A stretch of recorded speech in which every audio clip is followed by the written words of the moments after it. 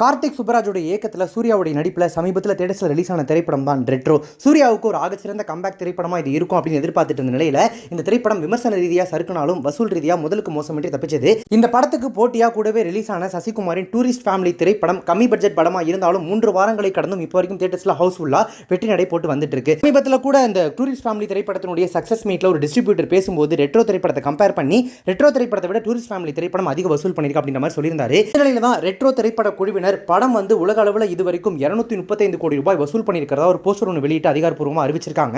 படம் எதிர்பார்த்த அளவுக்கு இல்லை. அதுவும் வந்து படத்தை வந்து 2 வாரத்தில் தேட்டர்ஸ்லேருந்து தூக்கிட்டாங்க. நிறைய இடங்களில் ரெட்ரோ திரைப்படம் ஓடவே இல்லை. இந்த நிலையில் 235 கோடி ரூபாய் வசூல் பண்ணியிருக்கு அப்படின்னு எப்படி சொல்கிறாங்க? இது உண்மையா உருட்டா?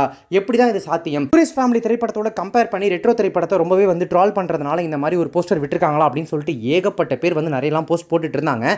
ஆனால் உண்மையாகவே அந்த திரைப்படம் 235 கோடி ரூபாய் வசூல் பண்ணியிருக்கா அப்படின்னு கேட்டிங்கன்னா, ஆமாம், ரெட்ரோ திரைப்படம் உலக அளவில் 235 கோடி ரூபாய் வசூல் பண்ணியிருக்காமா.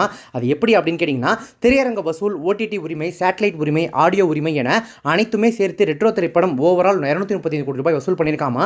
ஆனால் அதை அப்படி தனித்தனியாக விவரமாக குறிப்பிடாம மொட்டையாக ஒட்டுமொத்தமாக 235 கோடி ரூபாய் படம் வசூல் பண்ணியிருக்கா அப்படின்றத போஸ்டராக வெளியிட்டிருக்காங்க. அதனால தான் நெட்டிசன்கள் குழப்பம் அடைஞ்சிருக்காங்க.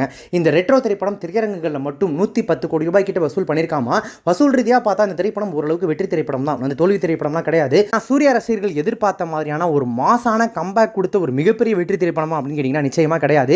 ஏன்னா படம் ரிலீஸ் ஆகி 2 வாரத்தில் ஆல்மோஸ்ட் நிறைய தியேட்டர்ஸில் படத்தை தூக்கிட்டாங்க. டூரிஸ்ட் ஃபேமிலி இந்த திரைப்படத்தை விட நல்லாவே ஓடிட்டு இருக்கு. இந்த நேரத்தில் அதை சமாளிக்கிறதுக்காக ரசிகர்களோட திருப்திக்காக இப்படி ஒட்டுமொத்தமாக ஒரு வசூல் போஸ்டர் வெளியிட்டு அதை படக்குழுவினர் நியாயப்படுத்துறது சரியா அப்படின்றது தான் இப்போ நெட்டிசன்கள் நிறைய பேர் போட்டுட்டு இருக்கக்கூடிய போஸ்டா இருக்கு.